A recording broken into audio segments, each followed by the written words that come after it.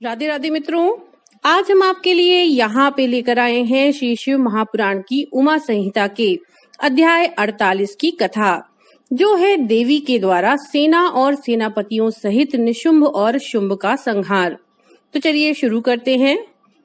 ऋषि कहते हैं, राजन, प्रशंसनीय पराक्रमशाली महान असुर शुंभ ने इन श्रेष्ठ दैत्यों का मारा जाना सुनकर अपने उन दुर्जय गढ़ों को युद्ध के लिए जाने की आज्ञा दी, जो संग्राम का नाम सुनते ही हर्ष से खिल उठते थे।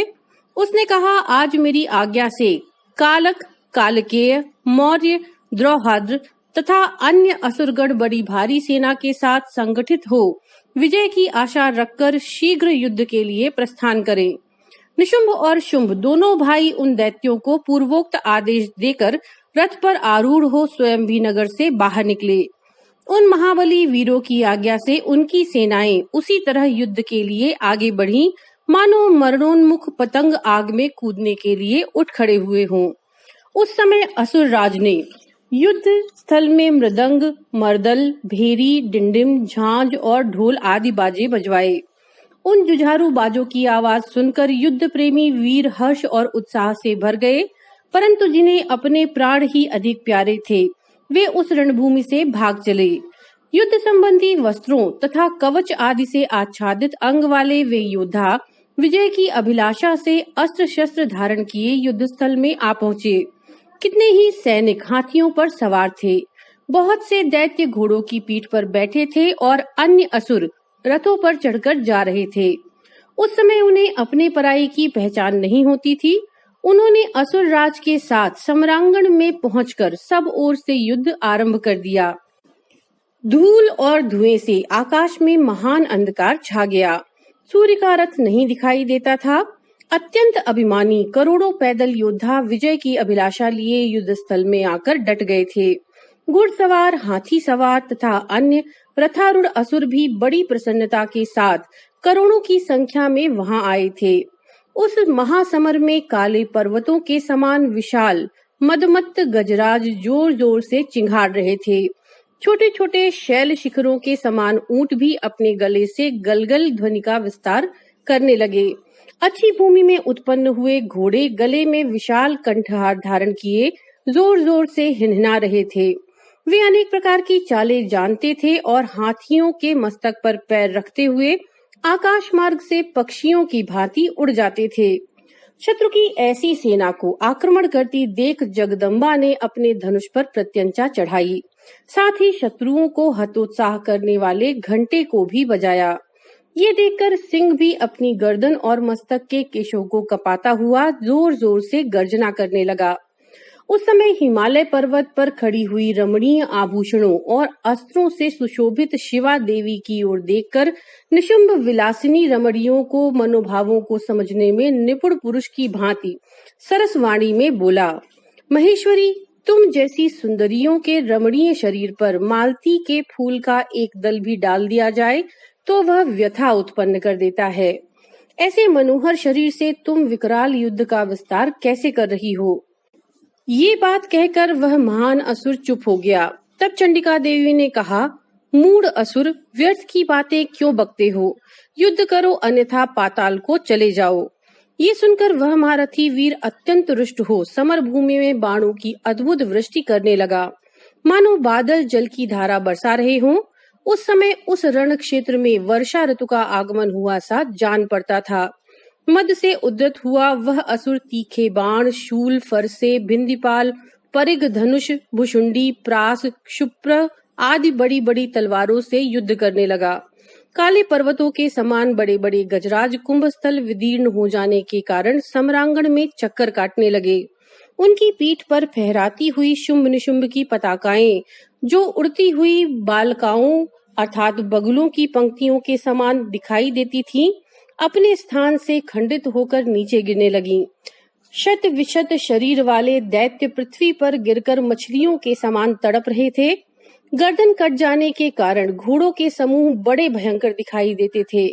कालिका ने कितने ही दैत्यों को मौत के घाट उतार दिया और देवी के वाहन सिंह ने अन्य बहुत से असुरों को अपना आहार बना लिया। उस समय दैत्यों के मारे जाने से वह रणभूमि में रक्त की धारा बहाने वाली कितनी ही नदियां बह चलीं। सैनिकों के केश पानी में सेवार की भांति दिखाई देते थे और उनकी चादरें सफेद फेन का भ्रम उत्पन्न करती थीं।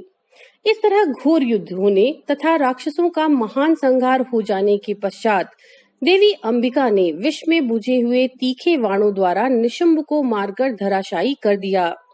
अपने असीम शक्तिशाली छोटे भाई के मारे जाने पर शुंभ रोष से भर गया और रथ पर बैठकर 8 भुजाओं से युक्त हो महेश्वर प्रिया अंबिका के पास गया। उसने जोर जोर से शंख बजाया और शत्रुओं का दमन करने वाले धनुष की दुस्सह टंकार ध्वनि की तथा देवी का सिंह भी अपने अयालों को हिलाता हुआ दहाड़ने लगा।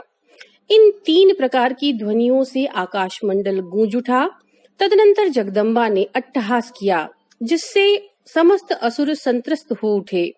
जब देवी ने शुंभ से कहा कि तुम युद्ध में स्थिरता पूर्वक खड़े रहो, तब देवता बोल उठे, जय हो जगदम्बा की। इस समय दैत्यराज शुंभ ने बड़ी भारी शक्ति छोड़ी, जिसकी शिखा से आग की ज्वाला निकल रही थी, परंतु देवी ने एक उल्का के द्वारा उसे मार गिराया। शुंभ के चलाए हुए बाणों के देवी ने और देवी के चलाए हुए बाणों के शुंभ ने सहस्त्रों टुकड़े कर दिए। तत्पश्चात चंडिका ने त्रिशूल उठाकर उस महान असुर पर आघात किया। त्रिशूल की चोट से मूर्छित हो वह इंद्र के द्वारा पंख काट दिए जाने पर गिरने वाले पर्वत की भांति आकाश, पृथ्वी तथा समुद्र को कंपित करता हुआ धरती पर गिर पड़ा। तदनंतर शूल के आघात से होने वाली व्यथा को सहकर उस महाबली असुर ने 10,000 बाहें धारण कर ली और देवताओं का भी नाश करने में समर्थ चक्रों द्वारा सिंह सहित महेश्वरी शिवा पर आघात करना आरंभ किया।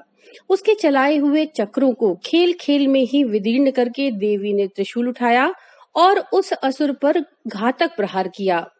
शिवा के लोक पावन पाणी पंकज से मृत्यु को प्राप्त होकर वे दोनों असुर परम पद के भागी हुए।